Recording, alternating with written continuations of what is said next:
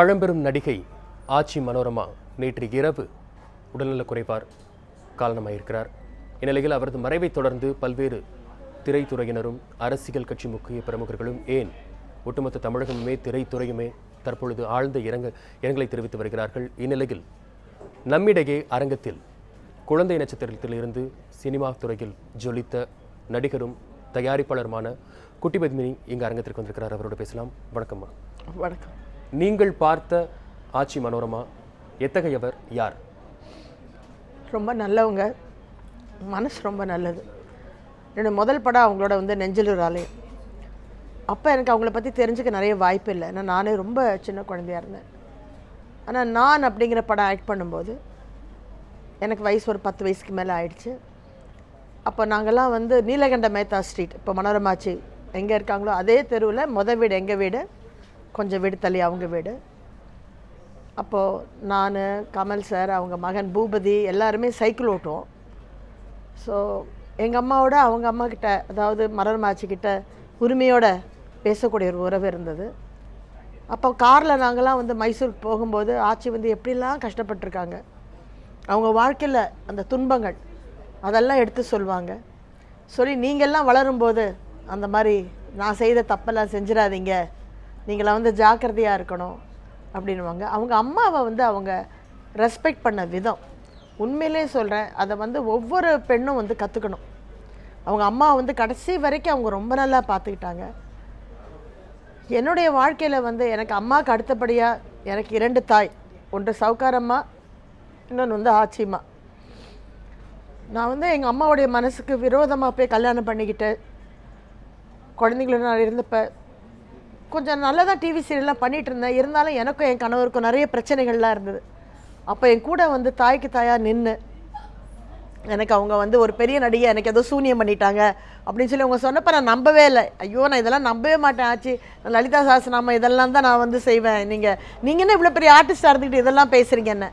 இல்லை கண்டிப்பாக பண்ணிட்டாங்க. நீ எனக்காக நீ ஒரு தடவை மாசாணி அம்மன் கோயில் போய் நீ மிளகா அரைச்சி வைக்கணும் அப்படி. அதெல்லாம் சொல்லலாமான்னு தெரியல. சொல்லலாமா சார்? சொல்லலாம். ஸோ அப்படின்னு அவங்க சொன்ன உடனே சரின்னு சொல்லி அவங்களுக்கு பிடிவாதமாக என்னை கூட்டிகிட்டு போனாங்க. அவங்க கூட கார்லேயே கூட்டிகிட்டு போய் மிளகா அரைச்சி வைக்க வச்சாங்க. அதே மாதிரி அந்த நடிகைக்கு அடுத்த நாளே கால் உடஞ்சுது. அப்போ தான் இதெல்லாம் கூட வாழ்க்கையில் நடக்குமா அப்படின்னு சொல்லி நான் ஆச்சரியப்பட்டேன். ரொம்ப அன்பாக இருப்பாங்க. அண்ட் நடிப்பு, நாடக மேடைகளில் நாங்கள் நிறைய நடிச்சிருக்கோம். அதாவது ஸ்டார் நைட்ஸ் எல்லாம் இருக்கும் இல்லைங்களா, அந்த மாதிரி விஷயம்லாம். அப்போது நல்ல ஒரு பியூட்டிஃபுல் கேரக்டர். வீட்டிலேருந்து சமைச்சு எல்லாருக்கும் எடுத்துகிட்டு வருவாங்க. அவுடோர்னால் அங்கே இருக்கிற குளக்கரையில் இருக்கிற மீனெல்லாம் எடுத்து அவங்களே மசாலா அரைச்சி சாப்பிட்டு அவங்க இருக்கிற இடமே ரொம்ப கலகலன்னு இருக்கும். அதாவது திரையில வரும்போது இருக்கிற ரசிகர்கள் ஒட்டுமொத்தத்தை அப்படியே கலகலப்பில் ஆழ்த்திடுறாங்க. ரொம்ப யதார்த்தமான ஒரு கேரக்டர். திரைமறைவு வாழ்க்கையில சாதாரண இயல்பு வாழ்க்கையில அவங்க எப்படி ரசிகர்களோ கூட இருக்கிறவங்க எல்லாத்தையுமே எப்படி கலகலப்பா வச்சிருக்காங்க. ரொம்ப நல்ல, அதாவது அவங்க குடும்பத்தை சேர்த்து அணைச்சிக்கிட்டு போனாங்க. அவங்க வாழ்க்கையில் அவங்களுக்கு தன்னோட கணவருடைய துணை மட்டும்தான் கிடைக்கவில்லையே தவிர தன்னுடைய குழந்தை, பேத்திகள், பேரன், அம்மா சைடு இப்படி அந்த வீடே பார்த்தீங்கன்னா 24/7 அடுப்பு எரிஞ்சிக்கிட்டே இருக்கும். அந்த மாதிரி இப்போ ரீசெண்டாக நாங்கள் இந்த நடிகர் சங்க தேர்தலுக்காக நான், Vishal sir, Karthik sir, Ponvannan, Nassar sir எல்லாரும் அவங்கள போய் பார்த்தோம். அவ்வளோ சந்தோஷம் அவங்க முகத்தில். என்னையா பார்க்க வந்திருக்கீங்கன்னு அவ்வளோ சந்தோஷப்பட்டாங்க. உங்ககிட்ட ஏதாவது சொன்னாங்க, கண்டிப்பாக சொன்னாங்க, கவலையே படாதீங்க ராஜா, உங்களுக்கு தான் என் சப்போர்ட் அப்படின்னு ரொம்ப அன்பாக பேசினாங்க. இன்ஃபேக்ட் நேற்று நாங்கள்லாம் மதுரையில் இருந்து சென்னைக்கு வந்துட்டு இருந்தோம், நாங்கள் விஷால் சார் டீம் எல்லாருமே. அப்போ கார்த்திக் சார், ராஜேஷ் சார் எல்லாருமே பேசிக்கிட்டு வரும்போது எல்லாருமே என்ன அப்படின்னா, மனோரமா ஆட்சிக்கு நம்ம ஜெயிச்சு வந்தால் முதல்ல ஒரு விழா எடுக்கணும், இந்த மாதிரி துக்க விழா எடுக்கணும்னு நினைக்கல, ஒரு நல்ல விழா எடுக்கணும்னு நினைச்சோம். நல்லா தான் இருந்தாங்க, நல்லா பேசினாங்க, நல்ல அவங்களுக்கு எல்லாமே நினைவில் இருந்துச்சு. தம்பி, கார்த்தி அப்படின்னு எல்லாரையும் பேரை சொல்லி கூப்பிட்டாங்க.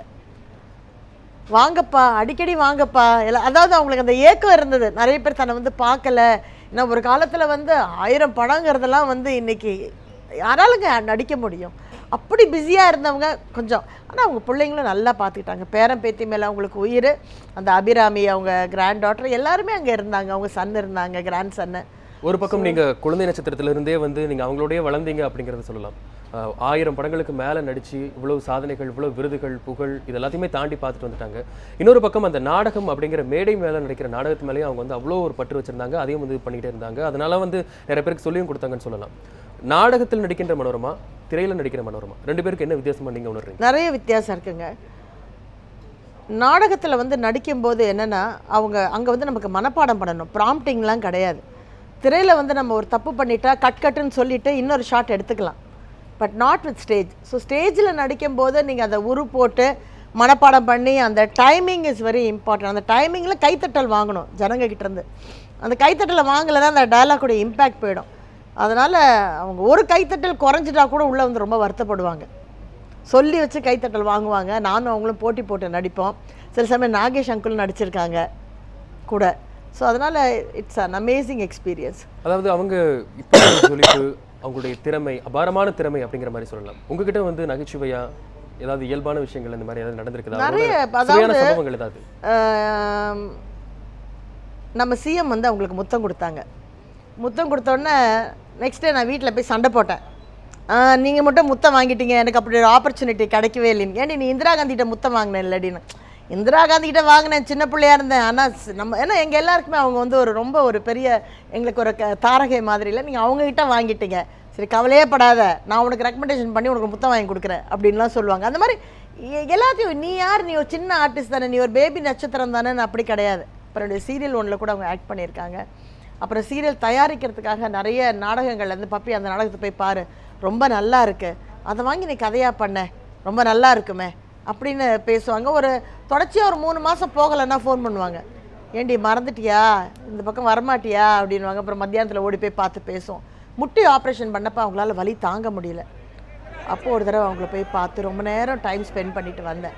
அதாவது பழைய ஆர்டிஸ்டில் வந்து இன்னும் உறவை வந்து நீடிச்சுக்கணும் அப்படின்னு நினைக்கக்கூடிய ஒரு நல்ல உள்ள அவங்களுக்கு உண்டு.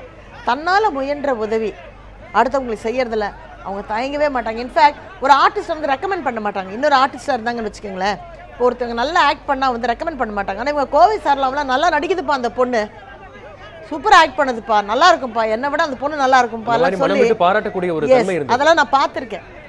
ஐ ஹவ் சீன் ஆல் தட். அதையும் தாண்டி ஒரு 1000 படங்கள் நடிக்கிறது அப்படிங்கிறதுல அவங்க இயங்கிக்கிட்டு இருந்த சமயங்களில் எவ்வளோ பிஸியாக இருந்திருப்பாங்க அப்படிங்கிறத நினச்சி கூட பார்க்க முடியல. ஏன்னா இவ்வளோ சாதனைகளையும் தாண்டி ஒருத்தவங்களால பண்ண முடியுமா அப்படிங்கிற மாதிரி எந்த அளவுக்கு கலைத்துறைக்கு தன்னையும் வந்து அர்ப்பணிச்சுக்கிட்டாங்க. அவங்க தன் குடும்பத்தையே தியாகம் செஞ்சு அர்ப்பணிச்சுட்டாங்கன்னு தான் சொல்லணும். ஏன்னா அவங்க பையனை வந்து ஹாஸ்டலில் தான் இருந்தார் பூபதி. அவங்களுக்கு ஒரே பையன்தான் பூபதினா அவங்களுக்கு உயிர். அண்ட் பூபதி ஊட்டியில் படிச்சுட்டு இருந்தார். ஸோ 24/7. ஏன்னா அந்த டைம்லலாம் வந்து பார்த்திங்கன்னா நாகேஷ் சாரும் சரி மனோரமாக்காவும் சரி இல்லாத படங்களே இல்லைன்னு சொல்லலாம். புரட்சி தலைவர் சைட்லேயும் இருந்தாங்க, நடிகர் திலகம் சைட்லேயும் இருந்தாங்க, கட் பண்ணால் அந்த பக்கம் ஆந்திராலையும் ஆக்ட் பண்ணாங்க.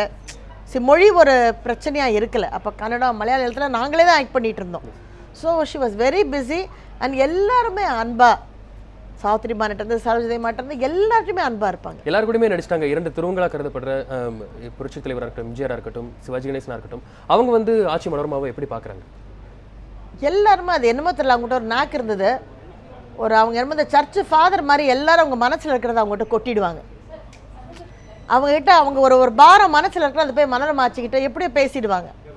அவங்களுக்கு வந்து மனதைரியம் கொடுப்பாங்க. ஏன்னா எல்லா விதமான கதாநாயகர்களும் சரி ஏதோ அவங்க மனசுக்குள்ள ஒரு ஏக்கம்,